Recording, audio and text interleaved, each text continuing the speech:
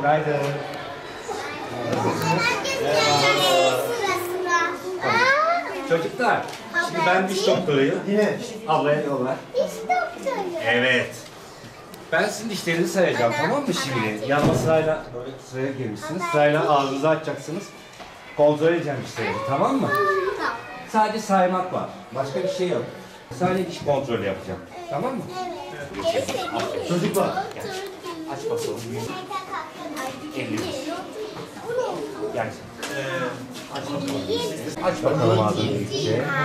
Süpersin. Sıkıntı yok. Aferin sana. Benim türüm yok. Aç bakalım. Sağ. 54 bir tane. Evet. 54 ve 74. Hüseyin. Güzel. 74, 84, 85. Mehmet Ali. Mehmet Ali. Otur. 75. Oğlum. Karaca. Bakılma bak. Muhammed Eymen. Eymen gel. 64, 54, 55.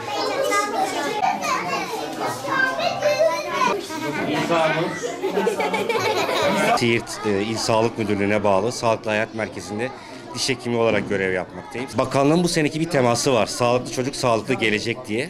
Biz olabildiğince fazla çocuğa ulaşıp genel sağlıkla ilgili bilgiler verip eğitici programlar düzenlemekte ilgileniyoruz. Benim üzerime düşen kısmı da ağız diş sağlığı ile ilgili olan kısmıdır. Okulların başlamasıyla birlikte ilkokullara giderek çocukların ağız diş taramalarını yapıyorum. Geçen ay Ekim ayı içerisinde buna hızlı bir şekilde başladık. Yaklaşık 3000 tane çocuğumuzun diş taramasını yaptık. Bu çocuklara ayrıca bazı eğitimler verdik. Bu eğitimler sonucunda işte amacımız biraz daha dişle ilgili olan farkındalık. Ağız bakımını, ağız hijyenine verilen önemi arttırmakla ilgili çabalarımız var. Şu an Eşref Bitlis İlkokulu'ndayız. Yaklaşık 2 günlük bir eğitim ve tarama sürecimiz olacak. Bu 2 gün içerisinde çocukların diş bakımlarını, taramalarını yapacağız. Velilere veya öğretmenlere özellikle gerekli bilgilendirmeleri yaparak ihtiyacı olan çocukların bir an önce tedavi alması ile ilgili öncülük etmek istiyoruz. Maalesef Siirt'te yani istediğimiz düzeye bir türlü ulaşamıyoruz. Fırçalama ile ilgili eğitimlerimizi, ağız bakımı ile ilgili eğitimlerimizi çocuklar ve yetişkinler, hani ebeveynler olarak da vermeye çalışıyoruz. Yani burada bize biraz şey düşüyor. Hani rol modellik yapmak mı acaba? Hani anne baba olarak ya da abi, abla olarak acaba her gün günde 2 defa dişleri fırçalayıp çocukların da hani bize eşlik etmemiz, bu süreci beraber atlatmamız mı gerekir acaba? Burada mı bir eksikliğimiz var? Onu böyle kapatmaya çalışıyoruz açıkçası. Diş çürükleri sayımız maalesef Türkiye genelinin biraz üzerinde, ortalamanın üzerinde bir miktar. Bizim amacımız daha çok koruyucu hekimlik. Okullara giderek işte eğitimleri verip taramalarla acil tedavi ihtiyacı olan çocukların bir an önce belirlenip bu tedavilerin elde etmelerini sağlamalarına öncülük etmek istiyoruz. Burada amacımız 2 şey aslında. Birincisi çocuğun daha konforlu bir çocukluk geçirmesi. Diş ağrılarıyla, diş çürükleriyle uğraşıp beslenmesini ve gelişiminin olumsuz etkilenmesini istemiyoruz. Birinci amacımız bu.